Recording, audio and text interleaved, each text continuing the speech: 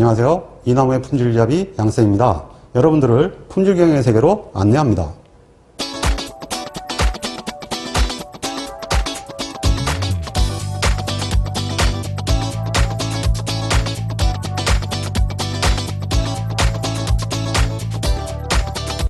제5강은 확률 변수와 기대치에 관해서 학습합니다.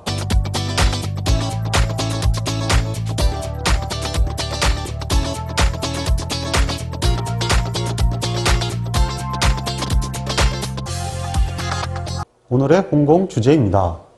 확률 변수의 정의와 종류를 이해해야 합니다.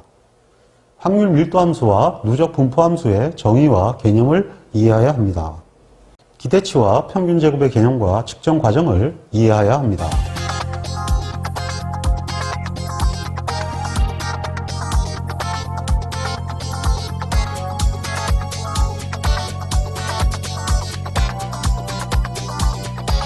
제5강은 확률 변수의 개요에 관한 사항입니다.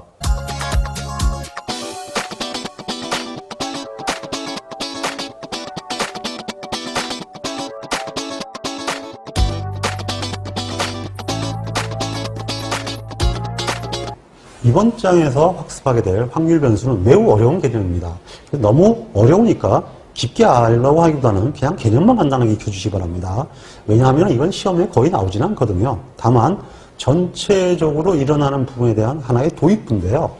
수리통계학이라서 굉장히 까칠합니다. 우선 이 확률 변수의 정의부터가 정말 외우기 어려운 용어로 계속 나오는데요.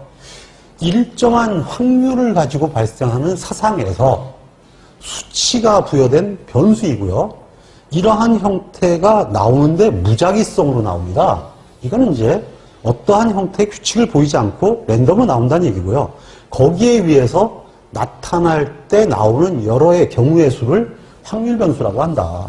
이렇게 설명이 되어 있는데요. 지금 제가 얘기하는 게 무슨 소리인지 하나도 모르겠죠. 그래서 이해가 되시라고 예를 들어서 설명을 할까 합니다. 우선 확률 변수가 일정한 확률을 갖고 발생한다는 사상이다. 이런 뜻이 무슨 얘기냐면은 예를 들면 주사위를 던진다고 하겠습니다. 그 주사위를 던지게 되면 나타날 수 있는 눈금이 1, 2, 3, 4, 5, 6인데 이 1, 2, 3, 4, 5, 6 각각을 확률 변수라고 합니다. 그러니까 x가 1이 될 수도 있고 2가 될 수도 있고 3이 될 수도 있다는 얘기죠. 근데 이러한 형태의 각각 나오는 변수들이 지멋대로 나오는 게 아니고요. 한 개가 예를 들면 1은 한 100번쯤 나오고 2는 0번 나오고 이럴 수는 없다는 얘기죠. 왜냐하면 이 친구들은 일정한 확률을 갖고 있습니다. 모든 눈금이 각각 6분의 1을 갖고 있죠. 이렇게 확률이 동일하기 때문에 나오는 순서는 무작위로 나오기 때문에 알 수는 없지만은 계속 표본을 뽑아가다 보면은 어쨌든 대개 6분의 1씩 비슷한 비율을 보이면서 데이터들이 출현되게 된다라는 뜻입니다. 어쨌든 이러한 형태에 나올 수 있는 여러 가지 상황들을 표현된 것을 확률 변수라고 합니다. 즉 확률적으로 나오는 수다 이런 얘기가 되겠죠.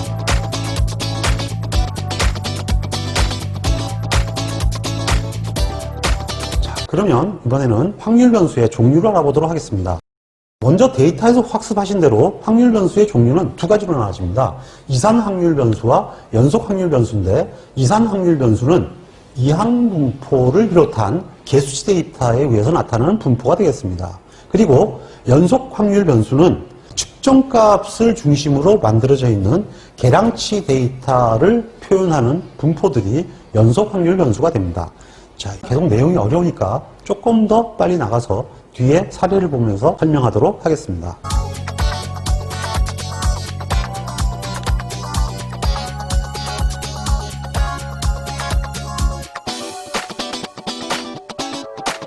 두 번째 주제는 확률 밀도 함수와 누적 분포 함수에 관한 사항입니다.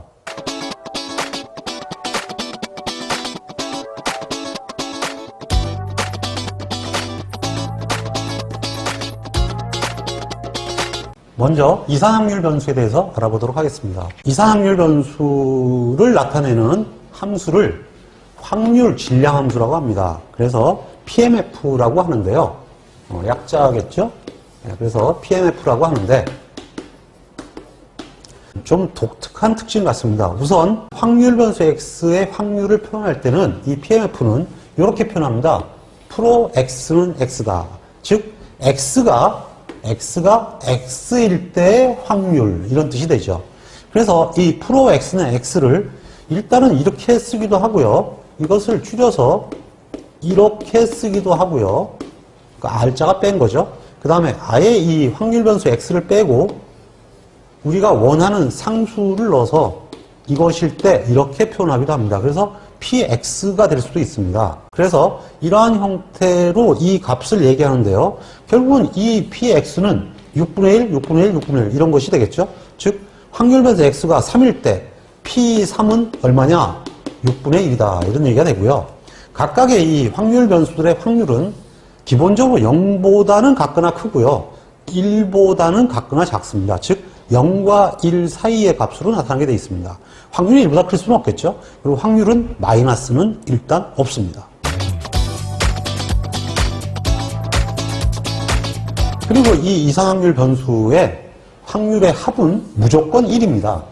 주사위에 눈이 나타나는 확률은 확률 변수의 확률들이 6분의 1, 6분의 1, 6분의 1, 6분의 1, 6분의 1, 6분의 1이니까 당연히 이걸 다 더하면 당연히 1이 되겠죠.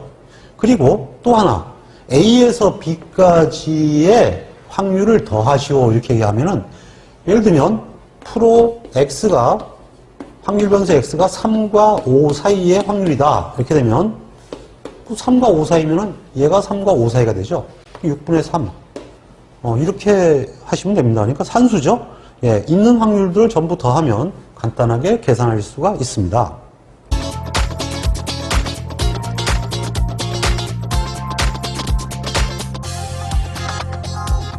자, 그럼 이번에는 확률 질량 함수를 누적 분포 함수 fx를 알아보도록 하겠습니다. 이 누적 분포 함수에 대한 명칭은 Cumulative Distribution Function 이렇게 해가지고 약자로 CDF라고 합니다. 이 누적 분포 함수는 사실 우리가 굉장히 중요시하는 건데요. 어떠한 분포의 확률값이 됩니다. 이 누적 확률값을 계산하는 방법은 예를 들면 FA라고 하면 즉 0에서 A일까지의 확률 이렇게 되는 거죠. 물론 확률 변수가 음수가 있다면 마이너스 무한대에서 A까지의 확률을 얘기합니다. 즉 X가 A보다 작을 확률이다 이렇게 되는 거죠. 자, 그러면 이제 우리가 이산 확률 분포의 진실한 개념을 보도록 하겠습니다.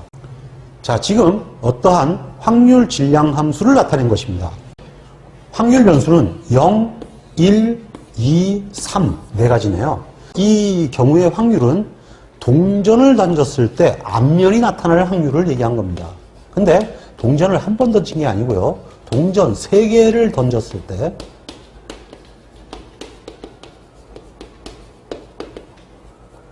앞면이 나오는 개수 이거를 확률 변수 X로 한 그래프죠. 그러니까 당연히 동전을 3개 던졌을 때 앞면이 하나도 안 나오는 경우가 0이 되겠죠? 그러면 앞면이 하나도 안 나오는 경우는 2분의 1의 3승이니까 8분의 1이 됩니다. 그리고 동전 3개를 던졌을 때 앞면이 하나가 나오는 경우는 동전이 셋 중에 하나만 나오면 되니까 8분의 1의 확률이 3개가 됩니다. 그래서 8분의 3이 되고요. 이번엔 거꾸로 앞면이 2개가 나올 확률이면 뒷면이 하나씩 나오는 확률이죠. 뒷면이 하나씩 나오는 거나 앞면이 하나씩 나오는 경우나 확률이 같을 수밖에 없죠. 8분의 3이 되고요. 그 다음에 앞면이 3개가 다 나오는 경우는 2분의 1의 3승이 되니까 8분의 1이 됩니다. 자, 지금 이 확률들을 보면요. 얘들은 확률이 있어요. 근데 여기는 확률이 하나도 없죠.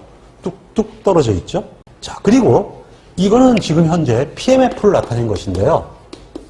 지금 설명한 대로 이것은 CDF를 나타낸 것입니다. 즉, 누적 분포 함수를 나타낸 것인데요. 이 누적 분포 함수를 보면 지금 현재 0에서 확률이 8분의 1이기 때문에 0에서 1이 되기 직전까지는 누적 함수는 8분의 1이 됩니다.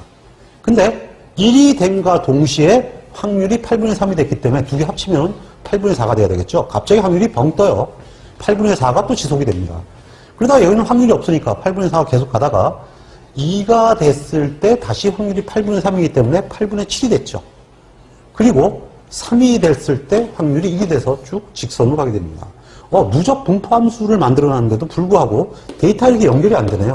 그러니까 이렇게 확률 질량 함수를 구하나 또는 누적 분포 함수를 구하나 이게 데이터들이 불연속이 됩니다. 즉 선이 이어지지 않는다는 얘기죠. 그래서 붙은 이름이 이산 확률 분포입니다. 자, 이제 이산 확률 분포의 개념을 아시겠죠? 누적 분포 함수에서 이번에는 x가 a보다 크고 b보다 작을 확률을 구하시오. 그러면 어떻게 되느냐 하면은 당연히 이번에는 b까지의 확률에서 a까지의 확률을 빼면 됩니다. 지금 현재 주의하실 건 뭐냐면 a는 같다가 아니에요. 만약에 a가 같다가 되면 a보다 작은 값을 빼줘야 할 것입니다. 그런데 여기는 이제 a보다 크다고 그랬으니까 a까지의 확률을 빼주면 되는 것이죠. 그래서 이 누적 분포 함수는 a에서 b까지의 확률을 계산하지 않고요. 즉 예를 들면 3이고 2라면 F3 빼기 F2 그러면 F3일 때의 확률은 1이네요. F2일 때의 확률은 8분의 7이고요. 그래서 8분의 1 이렇게 간단히 구할 수가 있죠. 그러니까 쉽게 해서 어려워 보이는 것 같지만 계산 자체가 그다지 어렵지 않게 계산이 되게 돼 있는데 이러한 형태를 계산하는 것이 나중에 학습하겠지만 수표가 다 이렇게 구성이 되어 있습니다. 그래서 통계학에서는 계산을 편리하게 하기 위해서 수치표를 만들어서 많이 활용하고 있는데 이 수치표의 활용 방법이 누적 분포 함수의 계산법과 거의 유사합니다. 그리고 또 하나의 특징은 F0은 즉 F가 뭐 음수가 있다면 F- 무한대는 무조건 확률이 0이 되고요. 그 다음에 누적 분포 함수가 확률 변수 X가 무한으로 가면 무조건 1이 됩니다. 그리고 시험 문제에 굉장히 잘 나오는 건데요. X1보다 X2가 크다면 분포함수 X2는 분포함수 X1보다 같거나 큽니다. 즉 올라가도 내려가지는 않는다. 이러한 형태의 얘기를 비음함수라고 하거든요. 객관식 시험 문제에 누적 분포함수는 비음함수이다. 그러면은 이것이 바로 이걸 뜻하는 용어거든요. 그래서 그건 맞는 얘기니까 일단 틀렸다고 하면 안 됩니다.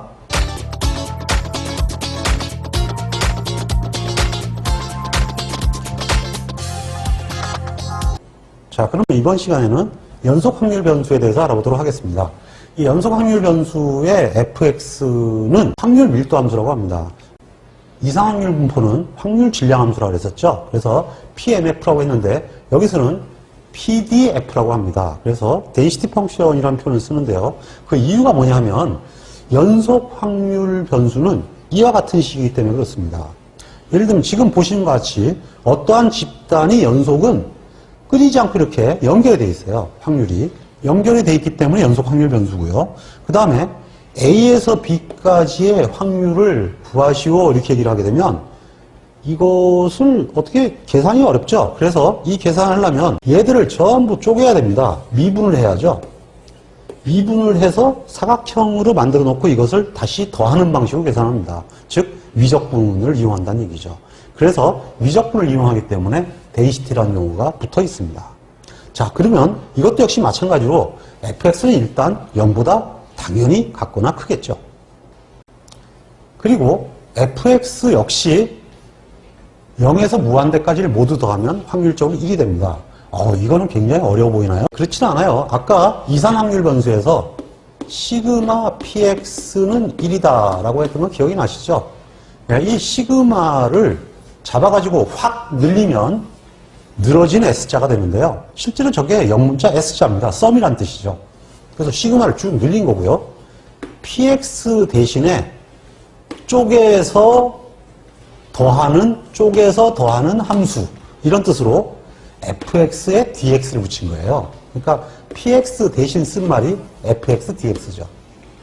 결국은 이상확률 변수나 연속확률 변수의 계산법은 기호의 차이가 있고 속성상 계산이 조금 다르게 계산되는 거지 방식은 똑같은 겁니다. 결국은 뭐 확률을 더하나 쪼개서 더하나 같은 얘기죠. 자, 그리고 네 번째는 A에서 B까지의 확률을 계산하는 방식입니다. 이것은 역시 마찬가지로 A에서 B까지의 확률을 미분해서 적분하면 되는데요. 그냥 계산하면 계산이 너무 힘들기 때문에 수표를 이용합니다. 어떻게 하냐면 B까지의 확률을 구해서 A까지의 확률을 빼주는 방식을 쓰죠. 그래서 그 연속 확률 변수는 확률 밀도 함수를 이용해서 직접 미적분을 통해서 구하기보다는 이렇게 이제 사람들이 머리털을 뽑을 정도로 어렵게 만들어 푸는 게 아니고요. 누적 분포 함수를 이용해서 간단하게 표를 통해서 계산하는 방법을 많이 활용합니다.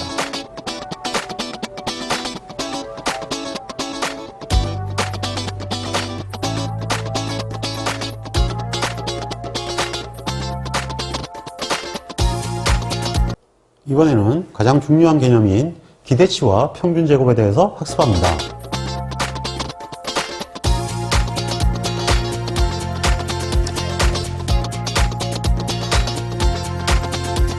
지금까지 확률 밀도 함수나 확률 질량 함수에 대해서 알아보았습니다. 물론 그를 통해서 계산하는 누적 분포 함수도 역시 빼먹을 수는 없겠죠. 근데 이것은 이렇게 그냥 개별적인 계산을 사실 우리는 하지 않고 어떤 그 확률 분포에 따라서 다르기 때문에 사실 지금까지 설명한 것은 기본 개념만 하시면 됩니다. 그리고 다시 그 부분을 각각의 분포를 설명할 때 상세히 설명드리도록 하겠습니다. 근데 이러한 그 확률 밀도 함수를 비롯해서 우리가 모든 분포에서 꼭 알아야 될 것이 두 개가 더 있습니다.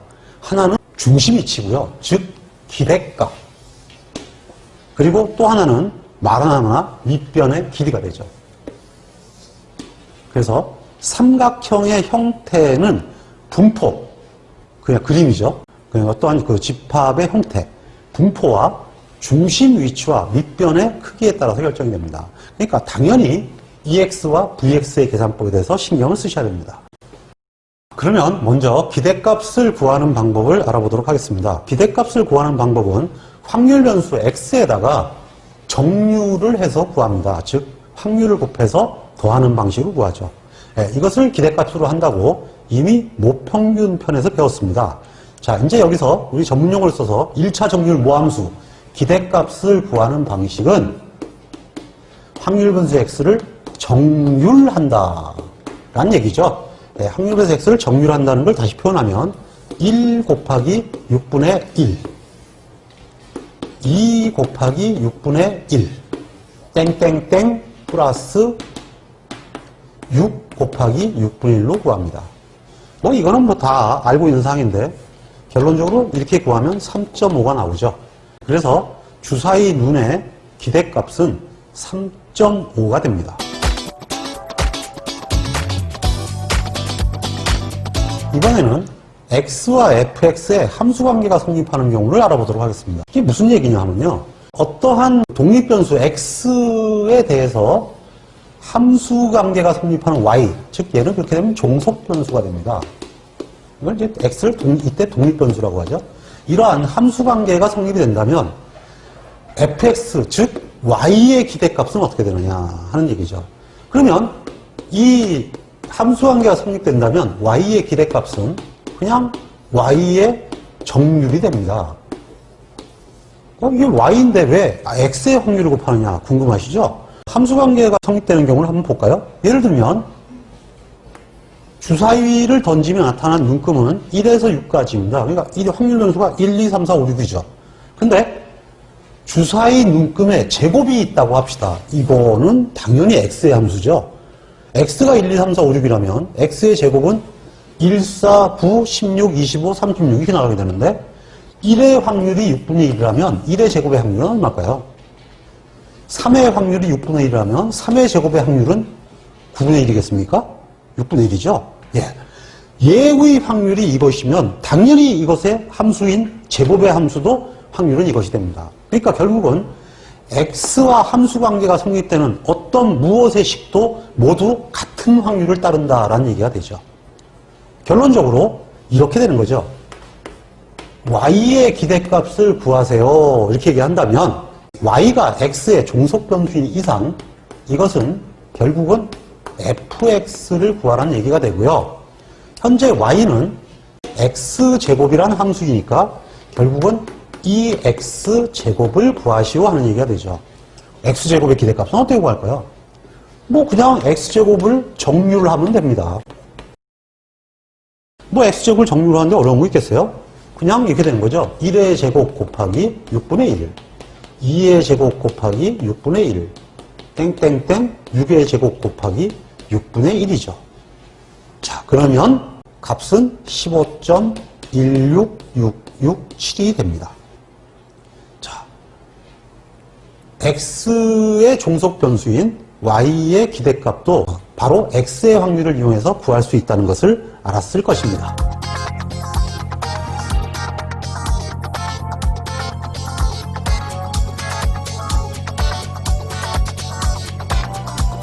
자, 이번에는 2차 정률 모함수인 평균 제곱, 즉 분산을 계산하는 방법을 알아보도록 하겠습니다. Vx 분산은 편차 제곱의 기대값이다 이렇게 배웠죠. 이 편차 제곱의 기대값을 정률 모함수로 표현하면 편차 제곱의 정률값이 됩니다. 자, 이 편차 제곱의 정률값은 인수분해를 하게 되면 이렇게 나오게 됩니다. 이 과정을 간단하게 풀어보면 이렇게 되겠죠. x제곱 마이너스 2뮤x 플러스 뮤제곱 px가 되고요. 이거를 풀면은 시그마 x제곱 px 마이너스 2뮤 시그마 x px. 왜냐하면 얘는 상수기 때문에 빼내도 상관이 없어요. 그 다음에 뮤제곱도 역시 상수니까 뮤제곱 시그마 px가 됩니다. 그러면 시그마 px가 이건 1이죠. 그 다음에 x-px의 시그마는 이것도 역시 뮤이기 때문에 계산하게 되면 이렇게 되죠. 시그마 x제곱 px 마이너스 2뮤제곱 플러스 뮤제곱이 됩니다. 그래서 이러한 형태의 공식이 나온 거예요. 시그마 x제곱 px 마이너스 뮤제곱. 자, 그러면 일단 이 시그마 x제곱 px를 다시 표현하면 x제곱의 정률이니까 기대값이 됩니다. x제곱의 기대값이 되고요. 이거는 뭐 2x의 제곱값이죠. 그러면 이것이 원래 시그마 제곱이니까 가장 중요한 공식이 하나 나옵니다. 그것은 바로 반드시 암기를 하셔야 되는데 2x 제곱은 넘어가면 u제곱 플러스 시그마 제곱이라는 거죠. 일단은 2x 제곱 그러면 이렇게 표현할 줄도 당연히 알아야 되고요. 이게 중요한 게 아니라 2x 제곱은 u제곱 플러스 시그마 제곱이다. 이 공식 하나를 외우시면 공식 10개를 외우는 효과가 나타납니다. 하나로 10개를 외우는 공식이니까 이건 반드시 외워야겠죠. 이거 모르면 시험 떨어진다 이렇게 생각하시면 됩니다. 이것을 응용해서 수많은 공식을 만들어낼 수 있기 때문입니다. 자, 그러면 분산도 그럼 계산할 수 있느냐? 계산할 수 있죠. 왜냐하면 분산은 2x제곱 마이너스 u제곱이거든요. 그럼 벌써 이미 여태까지 우리가 구한 값으로 주사위의 경우에는 분산을 구할 수 있다는 얘기가 됩니다. 무슨 얘기냐면요. 아까 확률변수 x의 경우에 u 값을 구했죠. 그 다음에 x제곱의 경우에도 기대값을 구했어요. 그러면 이 값을 가지고 우리는 분산을 구할 수가 있게 되어 있습니다. 즉 분산은 2x제곱 마이너스 뮤제곱이기 때문에 아까 2x제곱은 얼마였습니까? 15.1667이었죠. 그 다음에 아까 뮤는요 3.5였죠. 그러니까 3.5의 제곱이 됩니다. 그래서 이 두 개의 계산식에 의해서 바로 2.91667이 나옵니다. 이것은 주사위를 던졌을 때 나타난 눈의 분산값이 됩니다. 그러니까 이 정률의 공식을 이용하게 되면 어떠한 형태라도 우리가 평균과 분산을 계산할 수가 있는데 또 아무래도 품이 좀 많이 들어가죠. 예, 분포가 모를 때는 이 방식을 통해서 평균과 분산을 무조건 계산할 수가 있습니다.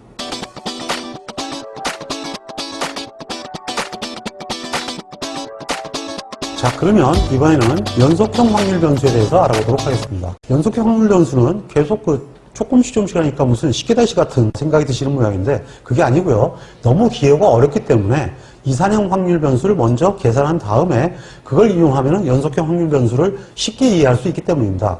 우리가 실전에서는 미적분을 전혀 계산하지 않기 때문에 일단은 개념만 아시면 되고요. 그 다음에 여태까지 시험에서 미적분 문제가 나와가지고 문제 푸시한 적은 없으니까 걱정은 안 하셔도 됩니다. 자, 그러면 연속형 확률 변수의 계산법을 알아보도록 하겠습니다. 연속형 확률 변수 역시 기대값과 분산을 계산하셔야 되는데 이 기대값을 계산하는 방식입니다. 이 기대값의 계산하는 공식은 굉장히 어려워 보이죠? 예, 근데 저거는 사실은 눈 감고도 쓸 수 있는 겁니다. 왜냐하면 이산형에서 EX는 시그마 X PX다. 즉 X를 정률하는 거 이것만 알면 돼요. 그럼 X를 정률하는 걸 알면 시그마 X PX라는 거 알겠죠? 그럼 이걸 연속형으로 쓰면 어떻게 되느냐? 얘 늘려요. X 그대로 내려오고요. 얘는 fx dx 이것만 갖다 붙이면 끝납니다. 바로 이거죠. 뭐. fx dx 여기에서 무한대까지. 어렵지 않죠? 결국은 이산형으로 계산하는 거나 연속형으로 계산하는 거나 기호가 다를 뿐이지 계산이 달라지지는 않습니다. 이번에는 평균 제곱에 관한 공식입니다. 그러니까 평균 제곱에 대한 공식도 간단하게 Vx는 당연히 이렇게 되는 거죠. 편차 제곱합의 기대값이니까 x-뮤 제곱에 적율한 거죠. 무슨 얘기냐 하면 우리가 Vx는 편차 제곱의 정율 이렇게 하지 않았습니까? 그럼 이거를 당연히 연속형으로 쓰면 얘를 쭉 늘어뜨리고요. 편차 제곱에 px 대신에 미분해서 더하라 fx dx 이래 버리면 끝난다는 얘기죠. 그러면 이것이 바로 시그마 제곱이에요. 보기엔 어려운 것 같아도 별로 어렵지 않죠. 그러면 예를 통해서 이 과정을 마무리해 보도록 하겠습니다. 주사위 게임에서 주사위를 던지는 경우 나타나는 눈금수를 확률 변수 x라고 할 때 나오는 눈금의 제곱값에 3을 더한 만큼 상금을 받는다 라고 한다면 이 주사위 게임에서 참가자가 받을 수 있는 현금이 얼마인지 기대값을 구하시오 이렇게 얘기한다면 어떻게 계산하겠습니까? 결국은 y값이 x제곱 플러스 3이니까 y는 x의 함수가 되죠. 그러니까 결국은 이걸 구하려면 이 y는 이 x제곱 플러스 3이 됩니다. 그러면 이거를 풀면은 다시 이 x제곱 플러스 3이 되는데 당연히 3은 기대값이 3이니까 3이겠죠. 결국은 2x제곱 더하기 3으로 구할 수 있다는 얘기가 됩니다. 이것은 아까 계산해서 15.16667이라는 것을 우리가 알고 있으니까 계산했다면 더하기 3을 하면 되니까 18.16667이다 하는 계산값이 나오게 되죠. 자, 이와 같이 확률 변수 x와 연관되는 종속함수 y가 있다면 x의 확률을 이용해서 y의 기대값을 구할 수 있다는 것까지 학습을 하였습니다.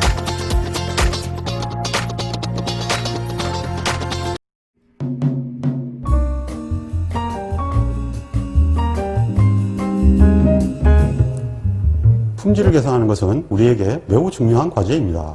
품질을 계산하기 위해서는 반드시 측정이라는 과정을 거쳐야 합니다. 측정할 수 없으면 계산할 수 없기 때문입니다. 우리는 통계적 품질 관리를 통하여 측정 기술을 배우고 있습니다. 끝까지 학습하셔서 훌륭한 품질 엔지니어가 되시기를 기원합니다. 홍콩 파이팅!